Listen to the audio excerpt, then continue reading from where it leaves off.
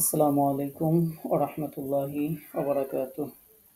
আল্লাহ তাআলার দরবারে শুকরগুজার হচ্ছি, শুকরিয়া আদায় করছি যে আল্লাহ পাক রব্বুল আলামিন আমাদেরকে দীর্ঘদিন পরে ধারাবাহিক তাফসীর শোনার এই কোর্সের এই ক্লাসে যে আল্লাহ তাআলা আজকে আমাদেরকে যুক্ত হওয়ার তৌফিক দান করেছেন। শারীরিক, মানসিকভাবে যে আল্লাহ তাআলা আমাদেরকে সুস্থ রেখেছেন, প্রশান্তি দান করেছেন, সে আল্লাহ পাক রব্বুল আলামিনের দরবারে কালিমাতুশ শুকর আদায় করছি। আমরা পড়ছি আলহামদুলিল্লাহ। দরুদ ও সালাম জানাচ্ছি আমাদের প্রিয় নবী সাইয়্যিদুল মুরসালিন রাহমাতুল লিল আলামিন সিরাজুম মুনীরা প্রিয় নবী মুহাম্মদুর রাসূলুল্লাহ। আমরা পড়ছি সাল্লাল্লাহু আলাইহি ওয়াসাল্লাম। আমরা আমাদের সর্বশেষ যে ক্লাসটি হয়েছিল সেই ক্লাসে আমরা সূরা বালাদ এর 10 নম্বর আয়াত পর্যন্ত আমরা তেলাওয়াত, তাফসীর, অর্থ এগুলো আমরা শুনেছিলাম। আজকে আমরা 11 নম্বর আয়াত থেকে শেষ পর্যন্ত আজকে ইনশাআল্লাহ আমরা তাফসীর শুনব। আল্লাহ তাআলা জাল্লা শানুহু আমরা যা কিছু শুনি সেগুলোর উপর আমল করে চলার তৌফিক দান করুন। আমাদের এই ক্লাসকে আমাদের নাজাতের জন্য ওসিলা হিসেবে কবুল করে নিন, এই কামনায় আমরা আমাদের আজকের ক্লাস শুরু করছি ইনশাআল্লাহ। সূরা বালাদ এটি পবিত্র কোরআনুল কারীমের 90তম সূরা। এই সূরার 11 নম্বর আয়াত থেকে আমরা শুনছি ইনশাআল্লাহ। আল্লাহ তাআলা জাল্লা শানু বলছেন, ফালাকতাহামাল আকাবাহ, ফালা কিন্তু না, আকতাহামা সে অবলম্বন করেছে, আল আকাবা কষ্টসাধ্য গিরিপথ, বন্ধুর গিরিপথ। তাহলে আয়াতের অর্থ হচ্ছে তবে সে বন্ধুর গিরিপথটি অতিক্রম করতে সচেষ্ট হয়নি। যেহেতু এখানে না আছে ফালা, অতএব না। এই বন্ধুর মানে কিন্তু আমরা যে বন্ধু বান্ধবী বলতে বুঝি, যেটা বুঝি সেটা না। এই বন্ধুর মানে হচ্ছে প্রতিবন্ধকতা যুক্ত সেই বন্ধুর, মানে যেটা সহজ নয়, কষ্টসাধ্য যে গিরিপথ সেটি অতিক্রম করতে সে সচেষ্ট হয়নি। এর পরের আয়াতে আল্লাহ তাআলা বলছেন, ওয়ামা আদরাকা কিসে তোমাকে জানাবে, মাল আকাবা সেই কষ্টসাধ্য যে গিরিপথ, সেই কষ্টসাধ্য বা বন্ধুর সেই গিরিপথটি কি, এটি তোমাকে কিসে জানাবে। অর্থাৎ আর কিসে তোমাকে জানাবে বন্ধুর গিরিপথটি কি। আল্লাহ তাআলা জাল্লা শানহু এরপরে নিজেই বলছেন, ফাক্কু রাকাবাহ তা হচ্ছে দাসমুক্তকরণ। ফাক মানে মুক্ত করা, রাকাবাহ রাকাবা মানে হচ্ছে দাস, তা হচ্ছে দাসমুক্তকরণ। আও অথবা, ইতআমুন ইতআমুন মানে হচ্ছে অন্যকে খাবার খাওয়ানো, ফি ইয়াউমিন দিনের মধ্যে, জি মাসগাবা দুর্ভিক্ষ সমৃদ্ধ মানে দুর্ভিক্ষের দিনে। তাহলে আয়াতের অর্থ হচ্ছে অথবা দুর্ভিক্ষের দিনে খাদ্য দান করা। এরপরে ইয়াতীমান এতিমদেরকে, যা মাকরাবাহ নিকটাত্মীয়তার সম্পর্ক যাদের আছে তাদের। তাহলে ইয়াতীমান যা মাকরাবাহ এতিম আত্মীয় স্বজন যারা আছে, এতিম আত্মীয় স্বজনকে। আও অথবা, মিসকিনান মিসকিন, যা মাতরাবাহ যা মাতরাবাহ মানে হচ্ছে দরিদ্র নিষ্পেষিত যে মিসকিন বা ধুলামলিন এরকম যে মিসকিন, সেই মিসকিন। তো এটা আমরা এভাবে অর্থ করতে পারি, অথবা ধুলি দূষরিত মিসকিনকে, অথবা অর্থ করতে পারি দরিদ্র নিষ্পেষিত মিসকিনকে। সুম্মা অতঃপর, কানা সে হলো, মিনাল্লাযীনা তাদের মধ্যে অন্তর্ভুক্ত,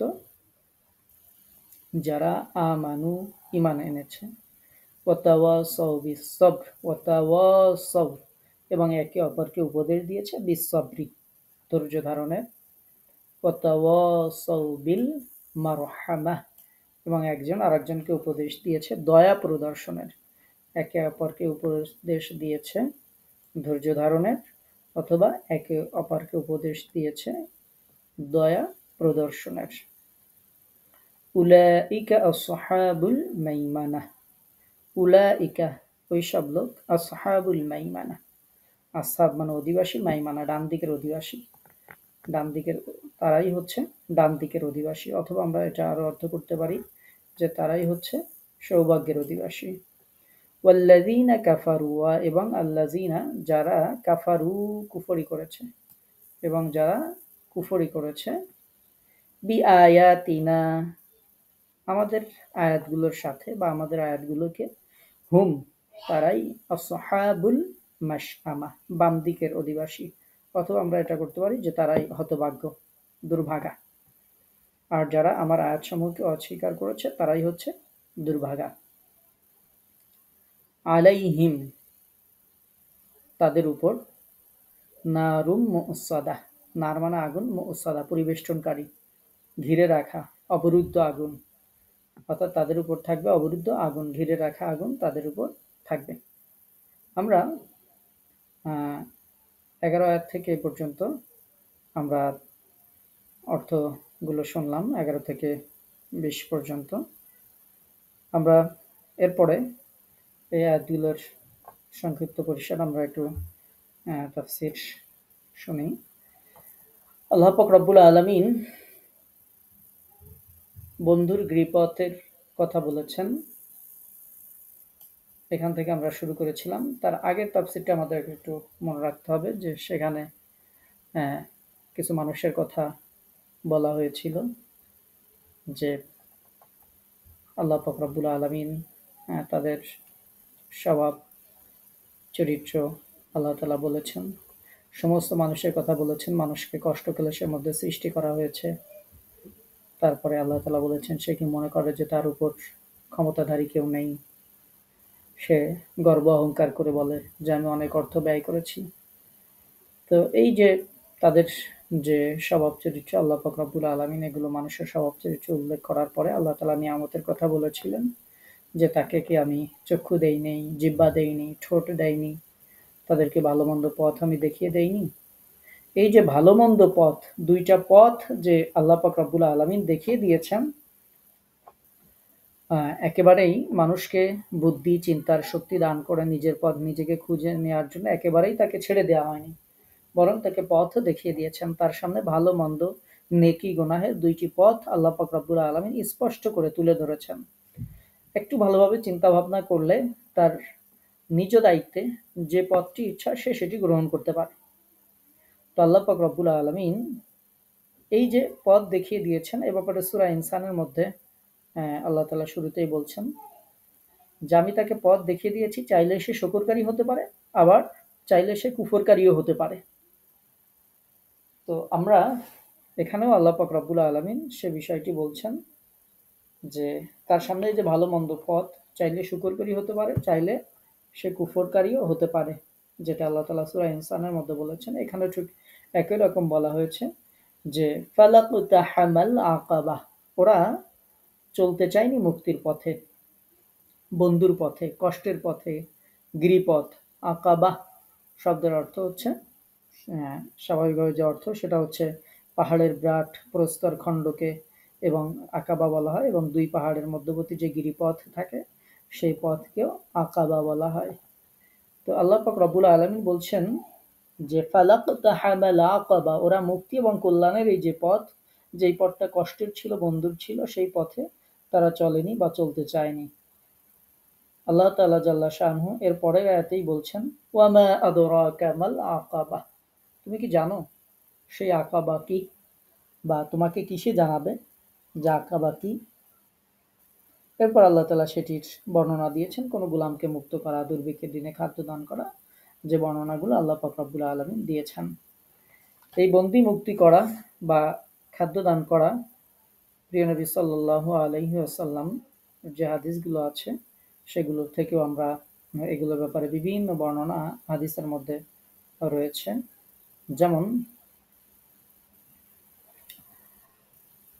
যে আল্লাহ তাআলা এই যে বন্ধুর পথ, সংকীর্ণ যে পথ, গিরিপথ, কষ্টের পথ, মুক্তির যে পথ, সেই পথের বর্ণনা আল্লাহ তাআলা দিচ্ছেন।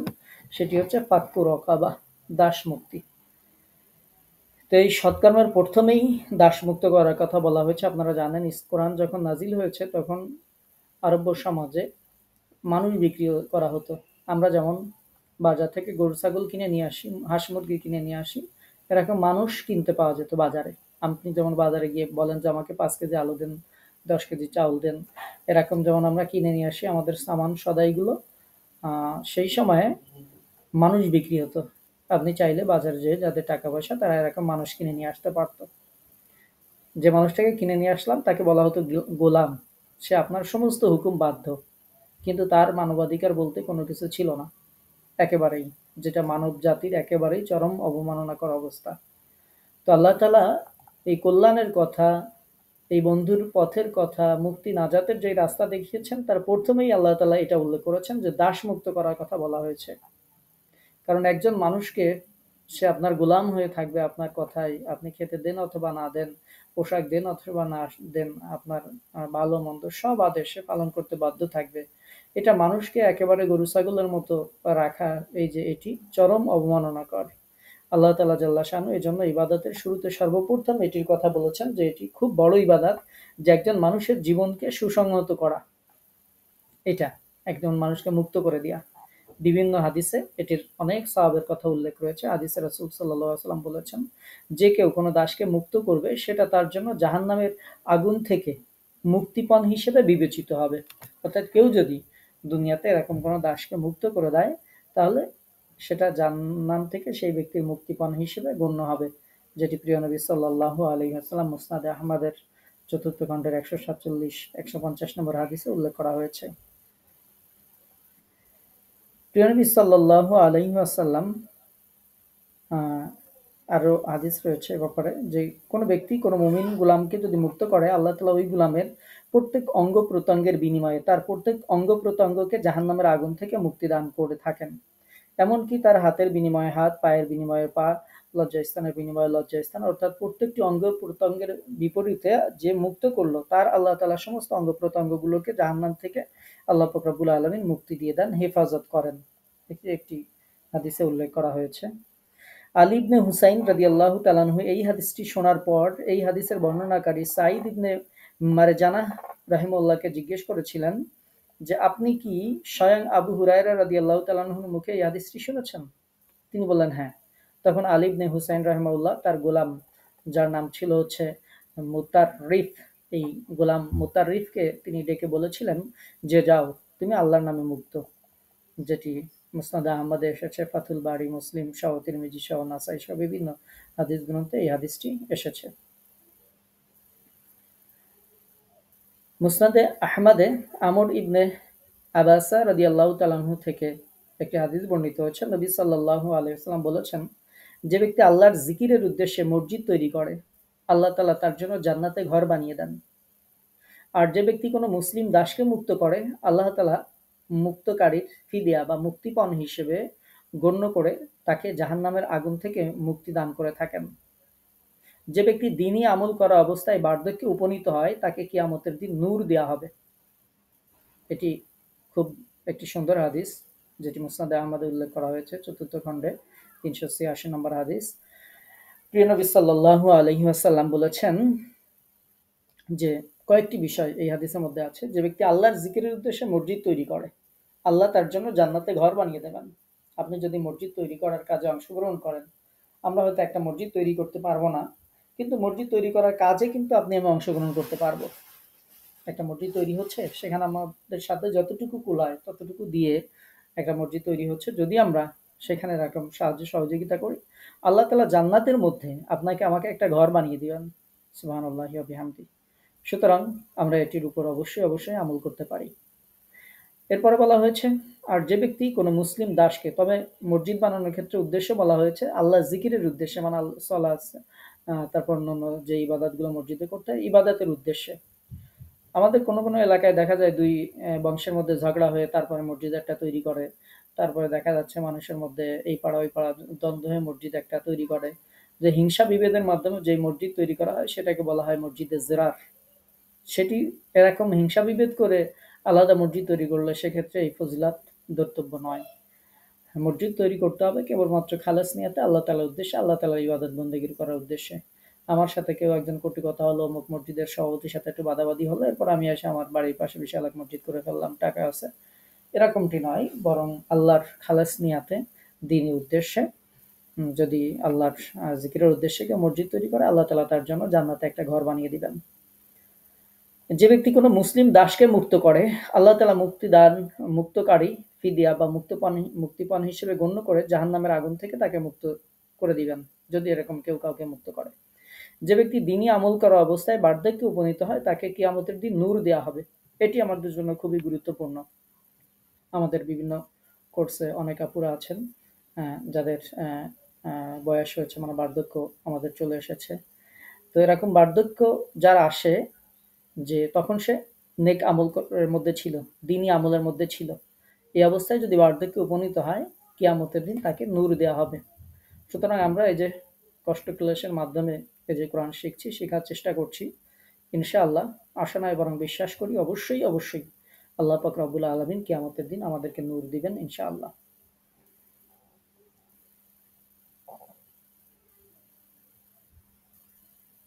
এরপরে প্রিয় নবী সাল্লাল্লাহু আলাইহি ওয়াসাল্লামের আরো হাদিস রয়েছে এ সম্পর্কে। যেমন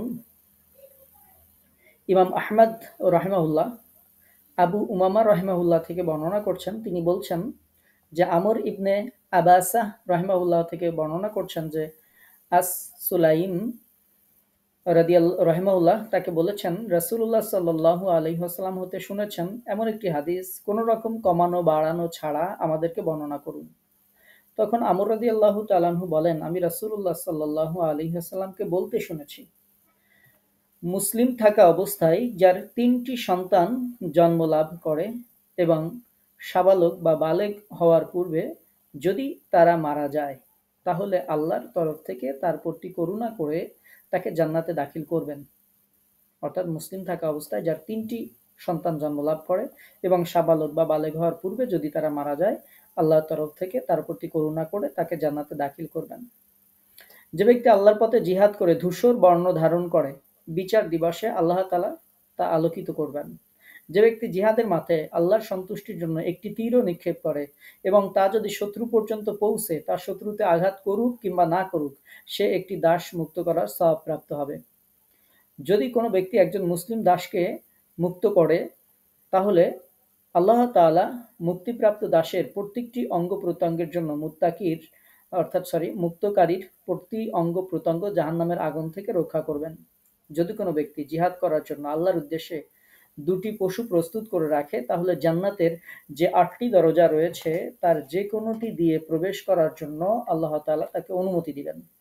একটা দীর্ঘ হাদিস আমরা শুনলাম, বেশ কয়েকটি হাদিস আমরা আজকে শুনলাম। তো ইনশাআল্লাহ আল্লাহ পাক রব্বুল আলামিনের যে ফজিলাতগুলো প্রিয় নবী সাল্লাল্লাহু আলাইহি ওয়াসাল্লাম বলেছেন, সেগুলো আল্লাহ রাব্বুল আলামিনের পক্ষ থেকে আমরা প্রাপ্ত হব যদি আমরা এই আমলগুলো করতে পারি ইনশাআল্লাহ। এরপরে আমরা দাস মুক্তি সম্পর্কে বা এটার ফজিলাত সম্পর্কে অনেকগুলো হাদিস আমরা শুনলাম। এরপরে ২ নম্বর যে সৎকর্মের কথা বলা হয়েছে সেটি হচ্ছে আও ইতআমুন জি মাসগাবা। সেটা হচ্ছে দুর্ভিক্ষের দিনে খাদ্য দান করা।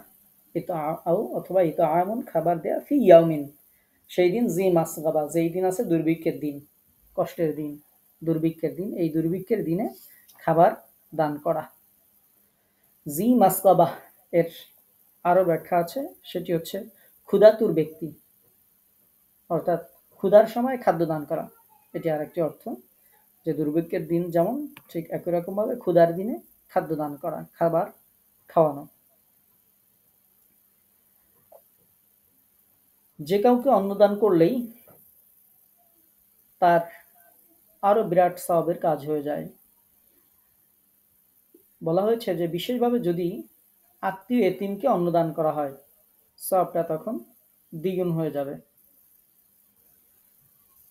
কারণ হচ্ছে যে ১ নম্বরে আপনি ক্ষুধার্তের ক্ষুধা দূর করার যে সওয়াব সেটি পেয়ে যাব। ২ নম্বর হচ্ছে আত্মীয়দের সাথে সম্পর্ক বজায় রাখা ও তার হক আদায় করার যে সওয়াব সেটি আমরা পেয়ে যাব। জাবের ইবনে আব্দুল্লাহ রাদিয়াল্লাহু তাআলা আনহু বলছেন, রাসূলুল্লাহ সাল্লাল্লাহু আলাইহি ওয়াসাল্লাম বলেছেন, কোন মুসলিম ক্ষুধার্তকে অন্নদান ক্ষমাকে অবশ্যম্ভাবী করে।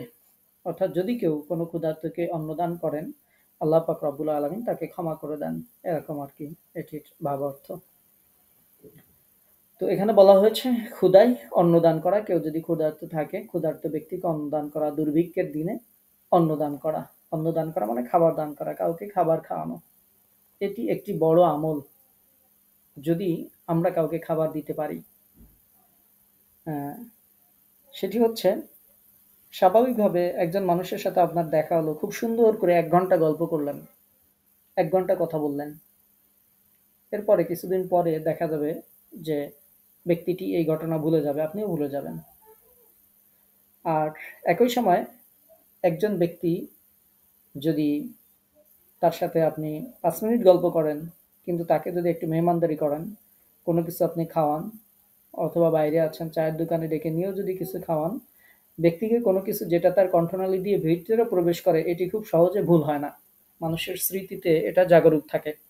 আপনি কতজনের সাথে গল্প করেছেন এটা আপনি বলতে পারবেন না। কিন্তু যারা আপনাকে খাবার দিয়েছে, বিভিন্ন জায়গাতে মেহমানদারি করেছে, তাদের ম্যাক্সিমামের নাম আপনার মনে থাকবে। কারণ হচ্ছে আমাদের পেটটা আর আমাদের কল্বটা, অন্তরটা এটা কাছাকাছি। এটা পেটের কাছে, পেটে যদি যায়, কল্বের কাছে যদি কিছু যায়, সেটা কল্বে স্থান করে নেয়। তো যখন আমাদের কণ্ঠনালী দিয়ে কোনো কিছু যায়, তখন মনের মধ্যে সেই ব্যক্তির কথা থেকে যায় যে অমুক ব্যক্তি আমাকে অমুক জায়গায় মেহমানদারি করেছিল, বা অমুক কিছু খাইয়েছিল। কিন্তু যদি ২ ঘন্টাও গল্প করেন, সেটি পরে মনে থাকবে না। তো মানুষকে, এটা হচ্ছে দুনিয়াবি ফজিলাত, যে ব্যক্তি ভুলতে পারবে না আপনাকে, আপনি যদি কাউকে মেহমানদারি করান, ওই ব্যক্তি আপনাকে স্মরণ রাখবে। বা আপনাকে যদি কেউ করে, আপনারও তার নামটা মনে থাকবে যে অমুক ব্যক্তি আমাকে এটা করেছিল। এটা দুনিয়াবি ফজিলাত। আর আখেরাতের যে ফজিলাত, সেটা তো অবশ্যই অবশ্যই আছে। প্রিয় নবী সাল্লাল্লাহু আলাইহি ওয়াসাল্লামের কাছে একজন সাহাবী জিজ্ঞেস করেছিলেন, ইয়া রাসূলুল্লাহ, উত্তম আমল কি? প্রিয় নবী বলেছিলেন, মানুষকে বেশি করে মানুষকে সালাম দেয়া এবং মানুষকে খাবার খাওয়ানো। ইসলামে এই খাবার খাওয়ানো এটি খুবই গুরুত্বপূর্ণ একটি ইবাদত। আমরা যে ইবাদতগুলো পালন করি তার মধ্যে অন্যতম একটি ইবাদত। আর আল্লাহ পাক রব্বুল আলামিন এই সূরাতে ২ নম্বরে এটিকে উল্লেখ করেছেন। ১ নম্বরে দাসমুক্তি, ২ নম্বরে বলেছেন ক্ষুধার্তকে খাবার দান করা বা দুর্ভিক্ষের দিনে খাবার দান করা। আবার আল্লাহ তাআলা এটাকে উল্লেখ করে দিয়েছেন ইয়াতীমান যা মাকরাবা, বিশেষ করে যদি তোমার আত্মীয়-স্বজনের মধ্যে কেউ এতিম থাকে। দেখেন আল্লাহ পাক রব্বুল আলামিন কত সুন্দর করে আমাদেরকে সলিউশন দিয়েছেন। কারণ হচ্ছে আপনার আত্মীয়-স্বজনের মধ্যে এতিম কারা আছে আপনি ভালো জানেন। আমার আত্মীয়-স্বজনের মধ্যে কারা এতিম আছে আমি ভালো জানি। তো আমরা জানি বলেই দায়িত্বটা আমাদের, এবং তাদের সাথে যেহেতু আমাদের সম্পর্ক রয়েছে, এজন্য আমরা সবসময় বলে থাকি যে যাকাত বা অন্যান্য কিছু দেওয়ার ক্ষেত্রে বা যে দানগুলো আমরা করি, আগে আমাদের আত্মীয়-স্বজনের মধ্যে যারা এতিম আছে তাদেরকে আপনি দেন। তাদেরকে মোটামুটি যদি চলার মতো হয় বা তাদেরকে দিয়ে তারপরে আপনি বাইরে দেন। এজন্য আমরা দিয়ে থাকি, সাজেশন দিয়ে থাকি যে আত্মীয়দের মধ্যে। আল্লাহ তাআলা সেটি বলেছেন। আমরা যে সাজেশনটা দিই সেটা কোরআন থেকেই বলি। কারণ হচ্ছে আল্লাহ তাআলা বলেছেন এতিম মানে খাবার দান করা, এরপরে উল্লেখ করেছেন যে তোমার আত্মীয়-স্বজনের মধ্যে যারা এতিম আছে তাদেরকে খাবার দান করা। এবং সেক্ষেত্রে আমরা ২ টি ফজিলাতের কথা উল্লেখ করলাম। একটি হচ্ছে আত্মীয়তার সম্পর্ক রক্ষা করা, একটি হচ্ছে খাবার খাওয়ানো।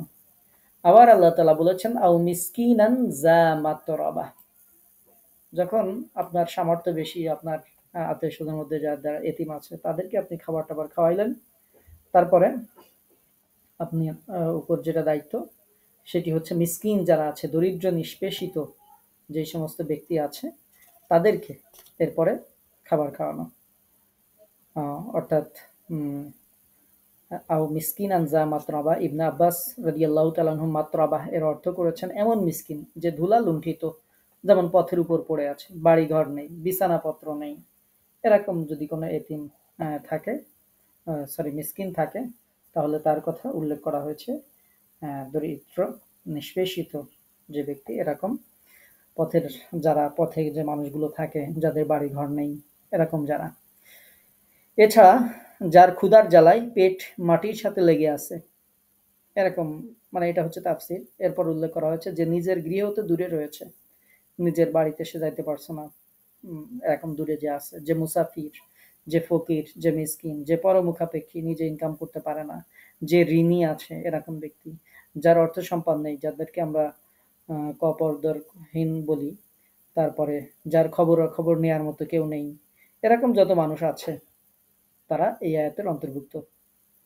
যার পরিবারের সদস্য অনেক, কিন্তু সেই অনেক সদস্যের জন্য খরচ করার মতো সম্পদ তার নেই, এই সবগুলোই এই আয়াতের মধ্যে অন্তর্ভুক্ত। তদুপরি এই ব্যক্তি আল্লাহর প্রতি বিশ্বাস স্থাপন করে এবং সেই সব কাজের জন্য আল্লাহ তাআলার কাছে বিনিময় প্রত্যাশা করে, সেই পুরস্কৃত হবে। আল্লাহ পাক রব্বুল আলামিন বলছেন, যারা বিশ্বাসী হয়ে পরকাল কামনা করে এবং ওর জন্য যথাযথ চেষ্টা করে, তাদের প্রচেষ্টা সমূহ আল্লাহর কাছে গৃহীত হবে। আমরা যদি এরকম মানুষকে দেই, আল্লাহ পাক রব্বুল আলামিন বলছেন, মুমিন পুরুষ নারীর মধ্যে যে কেউ সৎ কাজ করবে, আমি তাকে নিশ্চয়ই আনন্দময় জীবন আমি আল্লাহ পাক রব্বুল আলামিন দান করব। অর্থাৎ সেই সৎ কাজের বর্ণনা আমরা পরে আরো আসছি। তো আল্লাহ তাআলা জাল্লা শাআনহু বলছেন যে আমরা যে দানগুলো করব, সেই দানগুলোর সম্পর্কে, যে সেটি হবে এতিমদেরকে, নিকটবর্তী আত্মীয় স্বজন যারা এর মধ্যে যারা এতিম আছে তাদেরকে, এরপরে যারা মিসকিন আছে, অভাবী আছে, সেই অভাবীর মধ্যে আমরা জানলাম যারা পথে পড়ে থাকে, এরকম বাড়িঘর নেই, যাদের খোঁজ নেওয়ার মতো কেউ নেই, যারা ঋণী, যাদের পরিবারের সদস্যের সংখ্যা বেশি কিন্তু উপার্জন সেরকম নেই, যারা ফকির, যারা মিসকিন, এরকম যারা আছে আর কি, তারা এই আয়াতের মধ্যে অন্তর্ভুক্ত।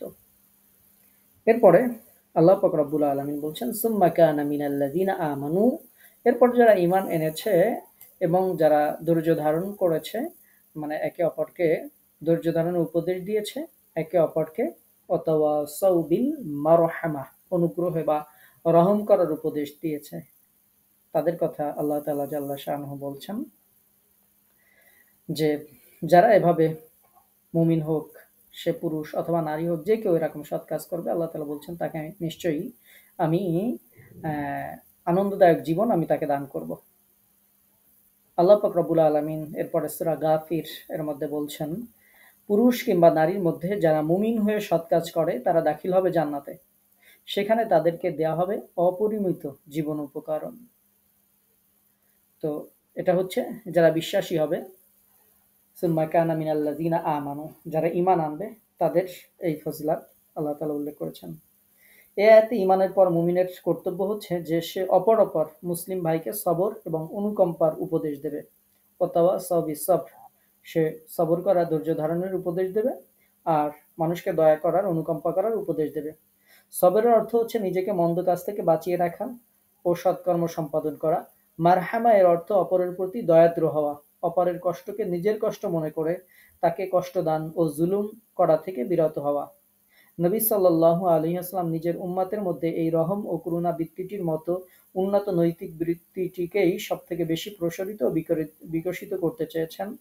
হাদিসে এসেছে, প্রিয় নবী সাল্লাল্লাহু আলাইহি ওয়াসাল্লাম বলেছেন, যে মানুষের প্রতি রহমত করে না, আল্লাহ পাক রব্বুল আলামিনও তার প্রতি রহমত করেন না, যেটা সহিহ বুখারী হাদিসে উল্লেখ করা হয়েছে যে মানুষের প্রতি যে রহম করে না, আল্লাহ পাক রব্বুল আলামিনও তার প্রতি রহম করেন না। আরো একটি হাদিস পাওয়া যায় রহম করা সম্পর্কে। প্রিয় নবী বলেছেন, আবু দাউদ এবং তিরমিজিতে হাদিসটি এসেছে, যে আমাদের ছোটদের রহমত করে না এবং বড়দের সম্মান পাওয়ার অধিকারের প্রতি খেয়াল রাখে না, সে আমাদের দলভুক্ত নয়। প্রিয় নবী সাল্লাল্লাহু আলাইহি ওয়াসাল্লাম আরো বলেছেন, যারা রহমতের অধিকারী অর্থাৎ দয়া করে, তাদেরকে রহমান রহমত করেন। তোমরা জমিনের অধিবাসীদের প্রতি রহমত করো, তবে আসমানের উপর যিনি আছেন অর্থাৎ আল্লাহ, তিনিও তোমাদের উপর রহমত করবেন। যদি জমিনের অধিবাসী যারা আছে তাদের উপর যদি আমরা রহম করি, তাহলে আসমানের অধিবাসী যিনি আছেন তিনি আমাদের উপর রহম করবেন। এজন্য সবসময় আমরা যেটি বিভিন্ন সূরা তাফসীরে আমরা বলে থাকি, একজন মানুষকে আমরা কিছু দিতে পারছি না, তাই বলে তাকে আমি তিরস্কার করতে পারি না, এই বিটা তুই কাজ করে খাইতে পারো না, এই করতে পারো না, তা করতে পারো না। আপনি দিতে পারলে দেন, না দিতে পারলে বলে দেন যে ভাই মাফ করে দাও, আমি পারছি না। তো আমরা যদি মানুষের সাথে ভালো ব্যবহার করি, মানুষের প্রতি দয়া করি, আমাদের যতটুকু সাধ্য আছে ততটুকু দিয়েই যদি সহযোগিতা করি, আসমানের মালিক যিনি আছেন তিনি আমাদেরকে আরো বেশি দিয়ে দেবেন। সাহাবা রাদিয়াল্লাহু আনহুম আজমাইন এর জন্য মানুষকে দিতেন। বিভিন্ন সাহাবা রাদিয়াল্লাহু আনহুম আজমাইনদের জীবনী দেখলে দেখা যাবে যে তারা অনেক জিনিস বিক্রি করতে চাইতেন না, যে তুমি আমাকে এই কয় টাকা দেবে, কিন্তু আমি যদি এটা আল্লাহর রাস্তায় ব্যয় করি আল্লাহ তাআলা কমপক্ষে আমাকে 10 গুণ দিবেন, ফিরিয়ে দিবেন। তো আপনি আমি দুনিয়াতে যদি কাউকে এরকম দিই, আপনি বিশ্বাস করুন, আপনারা পরীক্ষা করে দেখবেন যে আল্লাহ তাআলা কোনো না কোনো দিক দিয়ে আপনাকে দিয়ে দিবেন, অথবা এমন দিক দিয়ে দিবেন আপনি টেরও পাবেন না। হয়তো দেখা যাবে আপনার সামনে একটা বড় রোগ হতো, আল্লাহ তাআলা এই রোগের চিকিৎসা করতে গিয়ে আপনার অনেক টাকা খরচ হতো, কিন্তু আপনি একজন দরিদ্র মানুষকে 100 টাকা 1000 টাকা দিয়েছেন, আল্লাহ তাআলা ওই রোগটাই আপনাকে দিলেন, আপনি টেরও পাইলেন না যে আপনার কত বড় উপকার হলো। কারণ প্রিয় নবী সাল্লাল্লাহু আলাইহি ওয়াসাল্লাম বলেছেন, as-সাদাকাতু তারুদ্দুল বালা, তোমরা যদি সদকা করো এগুলো তোমাদের বালা মুসিবত যেগুলো আছে সেগুলোকে দূর করে দেবে। তো এই জন্য জমিনের অধিবাসীদের প্রতি যদি আমরা দয়া করি, তাহলে আসমানের অধিবাসী যিনি, প্রিয় নবী সাল্লাল্লাহু আলাইহি ওয়াসাল্লাম বলছেন, তাহলে যিনি আসমানে আছেন তিনি তোমাদেরকে রহমত করবেন। সুতরাং আমরা যদি আল্লাহর রহমত পেতে চাই, তাহলে অবশ্যই অবশ্যই দুনিয়ার মানুষের প্রতি, দুনিয়ার অন্য যারা আছে, আল্লাহর সৃষ্টি জীব যারা আছে, তাদের প্রতি আমাদের রহমত করা আবশ্যক। এরপরে আল্লাহ তাআলা জাল্লা শানহু বলছেন, উলাইকা আসহাবুল মাইমানা, এরাই হচ্ছে ডান দিকের অধিবাসী, এরাই হচ্ছে সৌভাগ্যের অধিবাসী। উলাইকা আসহাবুল মাইমানা, আর এই যে আসহাবুল মাইমানা যারা, তাদেরকে ডান হাতে আমলনামা দেওয়া হবে। তো আসহাবুল মাইমানা, এটি আমরা সূরা ওয়াকিয়া তাফসীরের মধ্যে আমরা এটার বিস্তারিত আলোচনা তখন আমরা করি বা করব ইনশাআল্লাহ। তো আপাতত শুধু আমরা এটুকু জানি যে আসহাবুল মাইমানা ডান দিকের অধিবাসী বা সৌভাগ্যপ্রাপ্তরা, বা যাদেরকে ডান হাতে আমলনামা দেওয়া হবে, তাদের কথা আল্লাহ তাআলা বলছেন যে যারা এই কাজগুলো করে, যারা দাসমুক্ত করে, যারা খাবার প্রদান করে মানুষকে, এতিমকে, মিসকিনকে, যারা ঈমান আনে, যারা একজন আরেকজনকে ধৈর্য ধারণ করার উপদেশ দেয়, যারা একজন আরেকজনকে পরস্পরের প্রতি দয়া করার উপদেশ দেয়, এরাই হচ্ছে উলাইকা আসহাবুল মাইমানা, এরাই হচ্ছে ডানপন্থী, এরাই হচ্ছে ডান হাতে আমল প্রাপ্ত, এরাই হচ্ছে সৌভাগ্যবান। এরপরে আল্লাহ তাআলা বলেছেন, ওয়াল্লাযীনা কাফারু, পক্ষান্তরে যারা কুফরি করেছে, অস্বীকার করেছে, বিআয়াতিনা, আমার আয়াতসমূহকে যারা কুফরি করেছে, অস্বীকার করেছে, হুম আসহাবুল মাশআমা, তারাই হচ্ছে বাম দিকের অধিবাসী, তারাই হচ্ছে দুর্ভাগা, এরকম অর্থ। আলাইহিম নারুম মুসাদা, যাদেরকে আগুন বেষ্টন করে রাখবে। আর আমার আয়াতকে যারা মিথ্যা বলে অবিশ্বাস করেছে, তাদের বাম হাতে আমলনামা দেওয়া হবে, তারা আগুন পরিবেষ্টিত হবে। ওই আগুনের ওই অগ্নি হতে কোনোদিন মুক্তিও পাবে না এবং অব্যাহতিও মিলবে না। ওই আগুনের দরজা দিয়ে তাদের বের হওয়ার পথ অবরুদ্ধ থাকবে। এই যে মুসাদা, এটির যে তাফসির বিভিন্ন মুফাসসিরিন কেরামগণ করেছেন, প্রায় 10 জন মুফাসসিরের তাদের যে তাফসির, তো এই তাফসিরে তারা বলেছেন মুসাদা মানে একেবারে আবদ্ধ, বন্ধ করা, অর্থাৎ নারুম মুসাদা, আলাইহিম নারুম মুসাদা, তাদের উপর আগুন দিয়ে তাদেরকে বন্ধ করে দেওয়া হবে, মানে বের হওয়ার কোনো পথ রাস্তা খোলা রাখা হবে না, ওর দরজা বন্ধ করে দেওয়া হবে। ইবনে আব্বাস রাদিয়াল্লাহু তাআলা আনহু বলছেন যে ওর দরজা সমূহ বন্ধ করে দেওয়া হবে, অর্থাৎ আগুনের মধ্যে তো থাকবেই, কিন্তু একটু বাইরে যে একটু আসবে কয়েক সেকেন্ডের জন্য, সেরকম কোনো সুযোগ থাকবে না, দরজাগুলো বন্ধই থাকবে। নারুম মুসাদা, আগুন তাদেরকে ঘিরে রাখবে, বদ্ধ করে রাখবে, এরকম। তো এবং কেউ কেউ বলেছেন যে যারা নারুম মুসাদা, কেউ কেউ বলেছেন যেটা বাবা অর্থ হচ্ছে যে তার মধ্যে কোনো জানালা থাকবে না, কোনো ছিদ্র থাকবে না, কোনো আলোও থাকবে না, সেই জায়গা হতে কখনো বের হওয়া সম্ভব হবে না, এরকম আগুনের মধ্যে তারাই থাকবে, যারা এই আয়াতগুলোকে অবিশ্বাস করেছে। যাদেরকে বাম হাতে আমলনামা দেওয়া হবে, তাদের অবস্থাগুলো এরকম হবে। তো এটি একটি ভয়াবহ অবস্থা। আল্লাহ পাক রব্বুল আলামিনের কাছে আমরা প্রার্থনা করব, আল্লাহ তাআলা একান্ত মেহেরবানি করে আপনাকে, আমাকে, আমাদের সকলকে যেন এই বামপন্থীদের থেকে আল্লাহ পাক রব্বুল আলামিন রক্ষা করেন। আজকের যে হাদিসগুলো আমরা শুনেছি, তার মধ্যে অন্যতম একটি হাদিস যেটা আমাদেরকে মনে রাখতে হবে, একটি হাদিসের অংশ, বিশেষ করে যে হাদিসটি আমরা আলোচনা করেছি, আবারও সকলের জন্য একটু স্মরণ করিয়ে দিয়ে আমরা ক্লাস শেষ করছি। যে ব্যক্তি আল্লাহর জিকিরের উদ্দেশ্যে মসজিদ তৈরি করে, আল্লাহ তাআলা তার জন্য জান্নাতে ঘর বানিয়ে দেবেন। যে ব্যক্তি কোনো দাসমুক্তি মুক্ত করে, আল্লাহ তাআলা এই যে দাসমুক্ত করলো, ওই ব্যক্তির জন্য মুক্তিপণ হিসেবে গ্রহণ করে তাকে জাহান্নামের আগুন থেকে মুক্ত করে দেবেন। যে ব্যক্তি দ্বীনি আমল করা অবস্থায় বার্ধক্যে উপনীত হয়, তাকে কিয়ামতের দিন নূর দেওয়া হবে। এটি আমরা হাইলাইট করতে চেয়েছি যে আজকের ক্লাসের শেষে, যে আমরা আমাদের আমরা অনেকে মনে করি এই বার্ধক্য বয়সে এখন কি আমার দ্বারা এই কোরআন পড়া সম্ভব, এখন কি এই শোনা সম্ভব, এখন কি এটা আমি বুঝবো, এই সেই আমরা কত কিছু চিন্তা করি। অথচ দেখেন প্রিয় নবী সাল্লাহ সাল্লাম বলছেন যে আমল দিনই আমল করা অবস্থায় বার্ধক্যে উপনীত হয়, কিয়ামতের দিন তাকে নূর দেওয়া হবে। তো আমরা তো কিয়ামতের দিন নূরই চাই।